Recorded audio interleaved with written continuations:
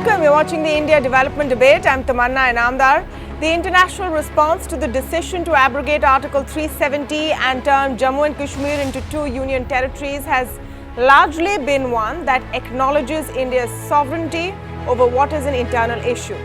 But China has been playing an aggressive role in backing Pakistan's line on Jammu and Kashmir. This was seen last week when China managed to get the United Nations Security Council to discuss J&K for the first time in over 5 decades at a closed-door informal meet. The meet once again underlined the support India has because not much came out of it. But after China's aggressive position, a traders' body has now called for the boycott of Chinese goods in India. In fact, this body wants duties of up to 500% to be levied on Chinese goods in response to their stance on Kashmir and their backing of Pakistan. Is this the appropriate response to China at this time? And how should India deal with the Chinese stance? It's an issue, that relationship is an issue which goes beyond just their latest stance on Jammu and Kashmir. To speak on this and more, I'm joined today by Ashok Malik, Distinguished Fellow at ORF, and of course, till last month was the Press Secretary to the President. Very pleased to have you on the show, Mr. Malik. Thank you for joining us. I'm also speaking today with Gurcharan Das, author and commentator, and Ashwini Mahajan, National Co-Convener of the Swadeshi Jagran Manch. Welcome to all of you. Mr. Malik, let me begin by asking you how you see the situation, because traditionally our focus has been on Pakistan's response to any kind of move when it comes to Jammu and Kashmir. But the real trouble or the real challenge seems to be, as far as India is concerned, from China.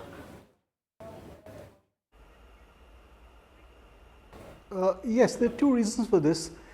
The Kashmir dispute has kept India and Pakistan bogged down for the last 70 years. This has suited China because it has allowed it to keep India bottled up in this bilateral problem with Pakistan, and prevented India from rising above its subcontinental troubled legacies. This move by India on the 5th of August, in a sense, has allowed India, or gives India the opportunity to move ahead on this front and to put Pakistan and the Kashmir dispute behind it. And that, in a sense, is troubling China. What's also troubling China is the fact that India is now serious about building capacities of various natures in Ladakh, which again could put at risk some assumptions and investments China has made in Tibet, in Xinjiang, and of course in Pakistan-occupied parts of the erstwhile kingdom of Jammu and Kashmir, including Gilgit-Baltistan. So all of this is certainly worrying China, and I would say China has emerged as the #1 threat over the past 15 days. Well, that's an important perspective, that China is the #1 threat, because even though Pakistan is making a lot of noises, the question is what can Pakistan really do, and China can clearly do more. Praveen Khandelwal, your organization has now suggested a boycott of Chinese goods. How do you think that's going to help? We have seen in the past that whenever such opportunity arises, China has always taken the side of Pakistan, whether it was case of Masood Azhar or Pulwama, and now this time also, China is propagating Pakistan like anything, and China must not forget that India is a consumer market, and we consume around $19 billion material per annum. So now it is the right time to teach a lesson to Pakistan, and therefore we have decided to make an appeal to all 7 crore traders of the country to boycott Chinese products, neither to sell the products nor to purchase the products from China. And I am sure that this step will certainly give a thought to China whether to take a support of Pakistan or to be inside of India. Okay, Mr. Khandelwal, your organization has made these requests before as well, and I understand where you're coming from. In fact, I think let me get Ashwini Mahajan's view as well before I ask whether this is the right way or not. Ashwini Mahajan, you also have pushed for, the boycott of Chinese goods, especially in the telecom space. Yeah, can you explain your view?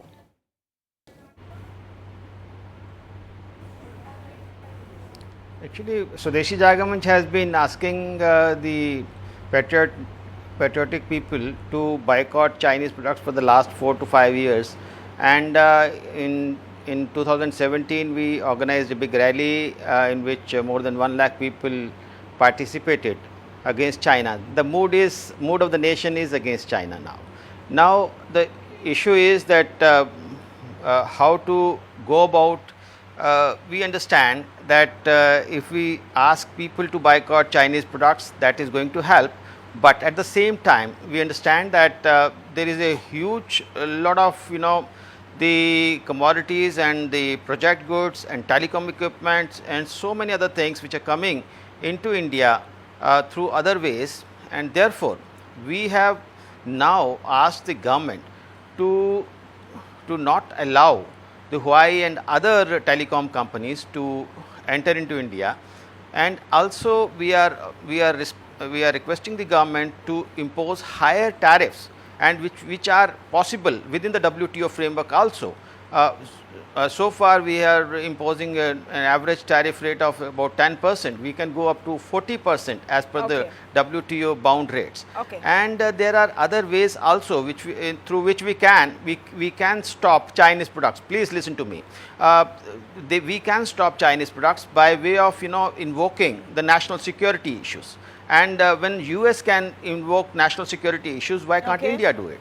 Therefore, with all these measures, and the mood of the nation is against China, and we should make use of it to settle also the issue of Pakistan being held by China, and also our trade deficit and the decline of our industry in this way. I'm glad you brought up trade deficit. It was $63 billion. In 2017 to 18.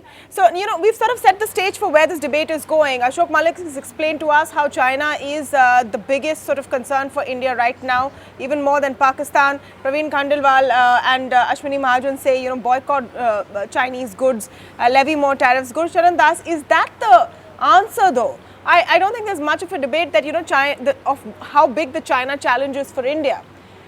But look at how much we import from China and what we import from China. Is this the answer?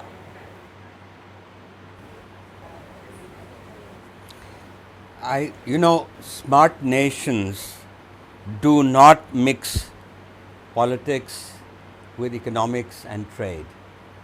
They can take many positions politically, there can be security issues politically, but the smart countries keep trading, because ultimately when you stop trade, you hurt yourself also.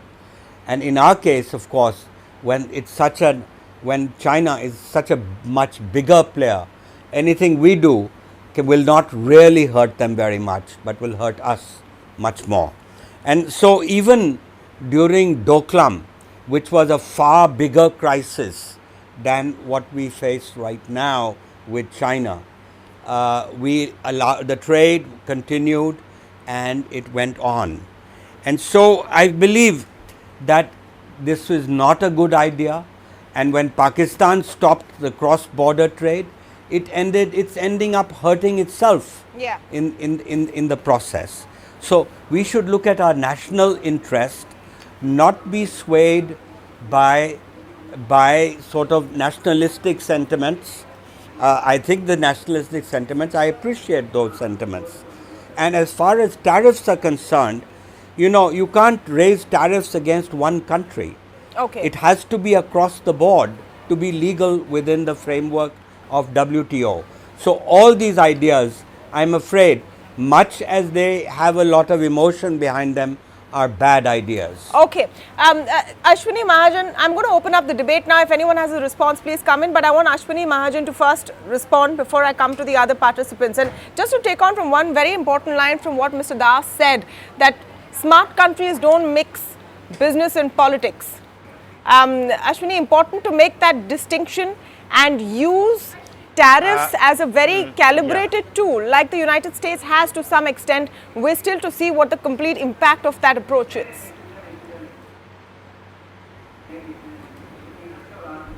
Yeah, Tamanna, I beg to disagree with Mr. Das. I start from the last point of his. I have already told you that under the WTO agreement, the bound tariff rates are 40%. Today we are imposing 10% or less than 10%. Yeah. We can take the tariffs to a higher level of 40% without there being any WTO coming in. So Dr. Das must correct himself on this account. Secondly, when you are talking about the national interest, when US is saying that it's a big security threat involving Huawei and other telecom companies, therefore asking for not allowing these people to come in is in the national interest only. And when you say it is the prices which we are going to get a lower price for the Chinese products, but let me remind Mr. Das that this lower price is very costly because it is killing our industry. So we have to bring up our industry. So it is our industry which can provide us more employment. This is in the national interest. So therefore, don't mix. Don't try to say that this is economics and this is not in the national interest. No, I don't agree with this. I want to get Ashok Malik's view on this. I know Yes, Gurcharan Tamanna. Das wants to Thank respond, you. but I want to get Ashok Malik's view on this. Mr. Malik, how do you look at this? And I just want to add that today Chinese mobile phone makers have 51% of the Indian smartphone market. They've left other players far behind because, like all consumers across the world, Indian consumers also look for the best deal from wherever it may come. But Ashok Malik, I want you to come in on what is a very important debate. Where do you stand? Tamanna, yeah. This is not a black and white issue. This is an issue with a lot of grays. I agree. Yeah. We should continue trading with China in areas where it benefits us. We should stop trading with China in areas where it is detrimental to our interest and benefiting them. For example, when Mr. Mahajan says that on the issue of telecom equipment imports from China, especially in the case of 5G equipment, I don't think Chinese companies should be permitted. This has nothing to do with Jammu and Kashmir in Article 370. I was going to say the same thing a month ago. I would have said the same thing a month ago. Chinese companies should not be allowed in because they are a security risk.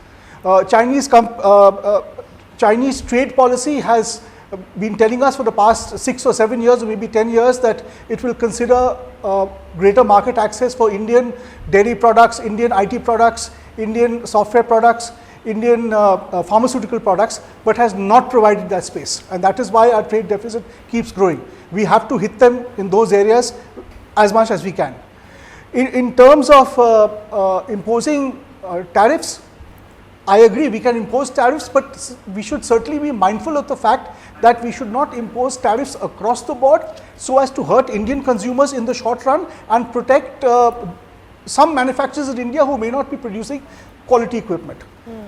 A longer term or even medium term approach would be to actually promote manufacturing in India, especially of electronic equipment, computing equipment and mobile phones. We have to promote that manufacturing in India to create jobs and to make our economy stable. It can be done in a period of 3 to 5 years, but we need to start doing that in a very strategic manner. No. That is the real answer to the China challenge. Yes, we can boycott trade with China in some segments, but there is a broader approach we have to follow. No, and then do we and want 5G? Certainly, we should not allow them. Okay, so but those are security concerns. Those are security concerns that you're distinguishing them from all kinds of tariffs on all goods. Mr. Khandelwal, you were talking about 500% tariffs and 500% taxes, but the CAIT itself has made this call before and several times before, and since a traders association is really capable of getting the pulse of the people on ground, including your members, including customers. The fact is that customers want the cheapest goods, no matter where it comes from. See, don't we have a right to protect our own industry? Are we always are we are going to rely always on multinational companies and a country like China? If it is making inroads into our retail sector, and most of the products which are being consumed by general public, which has no technology, if we can avoid those products and can levy a tariff barrier on those products, Okay. and on this similar side, we strengthen our domestic industry. That will be in the greatest interest of the economy and the country. And here we need to understand. No, it will be, and we've been trying for ages. It will be, and we've been trying for ages. We've been trying to get, even companies like Apple to push their manufacturing here. Foxconn has put a plant in place. We've been trying to make the Indian mobile phone. But is that really going to be enough? Are there other ways we should look at dealing with China? Gurcharan Das, do you want to come in on this debate? You've had two participants refute the point of view you put across. Did you want me to respond? Yes, please, sir. Hello, you want me to respond? Yes, Mr. Das. Yes. Well, let me first clarify that he did not understand what I was saying, that the WTO rules forbid targeting a particular country with a particular tariff. It has to be across the board. So if we raise our tariffs to 500%, we have to raise it to all countries. We can't just do it for China. That's where we would get into trouble with WTO. Or if we raise the tariff to 40% even, and we do it only for China, we can't do it. That's illegal. That's one point. The second point is that a lot of our products, a lot of our exports depend on, for example, pharmaceutical exports depend on cheaper raw material ingredients, intermediates which come from China. And if we do not import those ingredients, we would become uncompetitive in the world market. Our exports, our own exports will get hurt. So I think that there are certain areas like telecom, but even in telecom, I would say don't try to wait for an Indian cell phone company to come up and try to win the market. It's good that Xiaomi and all are in India. They've created jobs in India. Now if you start putting high tariffs on their components, such as say the chips, the Intel chips, what you'll make is you'll drive Xiaomi to manufacture abroad rather than manufacturing in India. So we have to see that we are part of a global market. We should not try and hurt ourselves in the process of an emotional outburst against China. As I said, during the height of Doklam, we continued our trade with China. That was a much bigger threat than what we are facing right now. Yeah, this is a statement they've made and nothing they can really do about. They've been outnumbered in terms of the support we've got. Mr. Mahajan, quick response from you.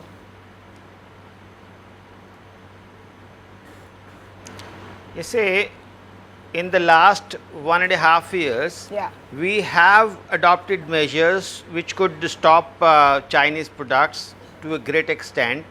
We increased the tariffs 4 times, starting from February 2018 till date. We have been increasing tariffs, and that has helped our Indian industry to come up and to really revive. One, we have been following the industry people, and we find that industry has definitely got benefited because of the raise in tariffs. This is one thing. Second, Mr. Das said about the APIs of pharmaceutical products. let me tell you, we were making, this is very clear, we were making 90% of the APIs ourselves. But because of the dumping by Chinese people, we are now dependent upon them, and now they are exploiting us. They have raised the APIs prices by 11 times, by 3 times in various cases. Mr. Das must correct his, so this is a kind of exploitation we have been facing. And with this move of boycotting, by discouraging imports from China, we can really help our domestic industry, our API industry to come up. So the question is not the economics which he is talking about, the economics of the nation. We have to safeguard the interest of our small manufacturers. But that you have to do in any case. We have to safeguard the interest of our API industry. My question and is, so on. And therefore, I have a different question, Mr. Mahajan. This way. No, I have a different question. Please. You have to safeguard the interests of your own business in any case, no matter what position China takes on any issue. Our biggest issue is that you have a $63 billion plus deficit with this country, which we're trying to narrow the gap. Sometimes. I'm asking about the strategy that you're sometimes proposing you have to mix let the two. Tamanna, listen to me. As a responsible organization, I'm telling you that we are for the protection of the domestic industry, and it can't be irrespective of what China does. We have to look at what China is doing. We have to look at what China's position is right now, where they are facing a lot of problems. And now, if they continue to do this kind of act with India, we can definitely make them to bend their policy. They change their policies. Their geopolitical policies also. Now they are facing a huge trouble because of the problems coming from US, from other parts of the world, and therefore this is the right time. I'm emphasizing this is the right time to take retaliatory measures against China and safeguard the interest of our geopolitical interest, our economic interest, our interest of our domestic industry. The right time, says Ashwini Mahajan. Ashok Malik, what do you think of that? And I just want to contextualize this with what is happening right now in Hong Kong, what's happening in Xinjiang, and you have referred to this as well in an article you recently wrote. And India could very well take a position on what is happening in Hong Kong, for example, as a response to anything China says on Kashmir. Do you think that would be the right approach instead of going down this route of some sort of an economic blockade? Or do you agree with Mr. Mahajan's point of view? There's no time like right now. He sees a vulnerability and he's saying strike when the iron is hot.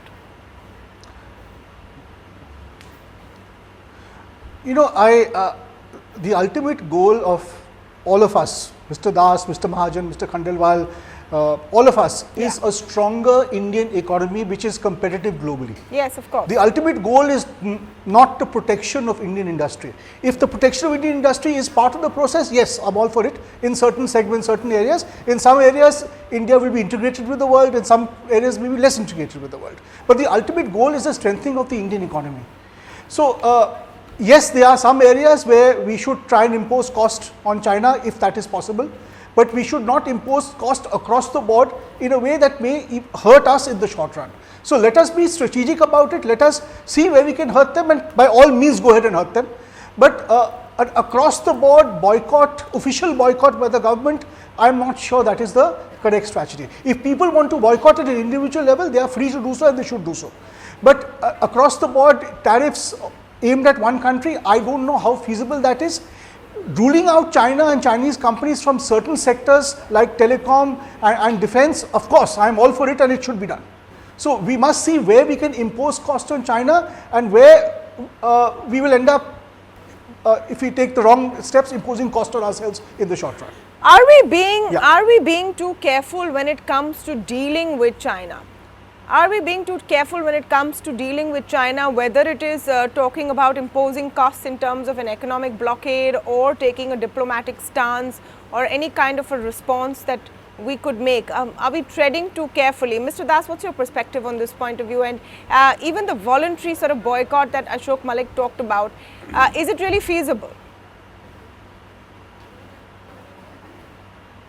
You know, really the lesson of 100 years of trade is that basically trade is good, and the freer the trade is, the better. So in fact, the protectionism that we have brought in India in the last few years is going to harm us. So the tariffs that we have raised all over, and I'm not just talking about China, I'm talking about what is the right the philosophical position on on making your country successful. And the right position is that the countries with lower tariffs always succeed, and they become more competitive. So our first job should be to become competitive. Unfortunately, our country from the 1950s has been export pessimistic. One of the reasons why we are in trouble today, why there's an economic slowdown, is because we have ignored exports. And exports are the basis on which you get really productive jobs in the economy. And tariffs hurt exports. So I would say we should look at the whole, at an overall picture.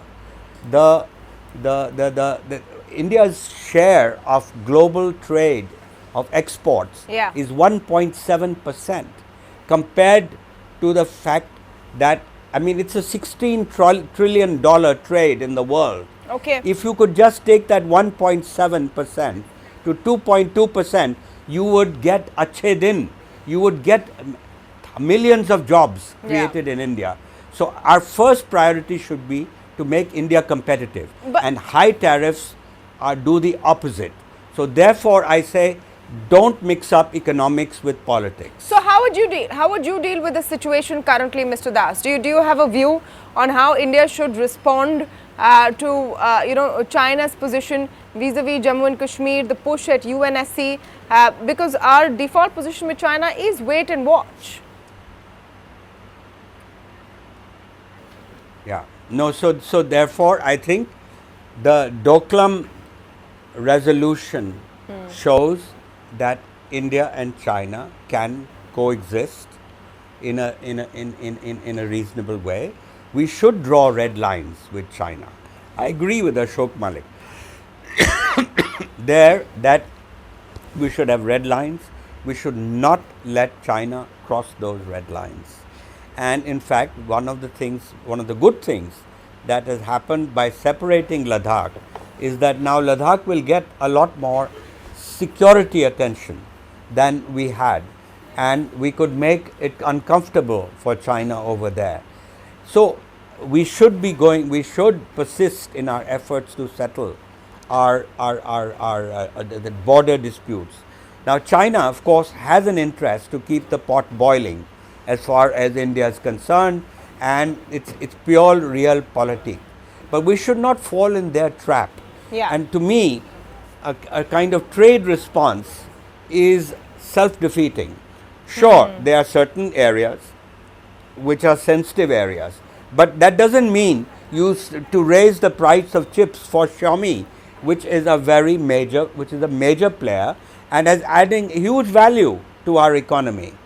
So that I think it should be calibrated in terms of our response. But by and large, our default position should be separate economics from politics. And you see the latest example being the mistake Pakistan made by stopping cross-border trade. Mr. Malik, I just, before we go, I just want you to put into perspective the question of Ladakh and what is really riling China up. Apart from its general stance where it backs Pakistan because, of its own relationship with Pakistan, which is now effectively a vassal state, its need to protect CPEC, etc. Ladakh is what's riling China, isn't it? You see, if you need to consider what's happened to India and China after the Second World War. At the end of the Second World War, India lost effectively a third of its territory in the form of Pakistan.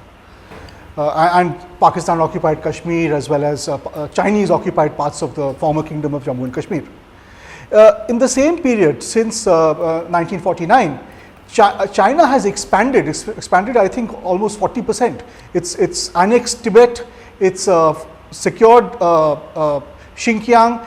It has converted those buffer regions, historical buffer regions, into to military zones, highly militarized zones. Yeah. It has also in recent years, under the China-Pakistan economic corridor, built infrastructure which is frankly military infrastructure in Gilgit-Baltistan.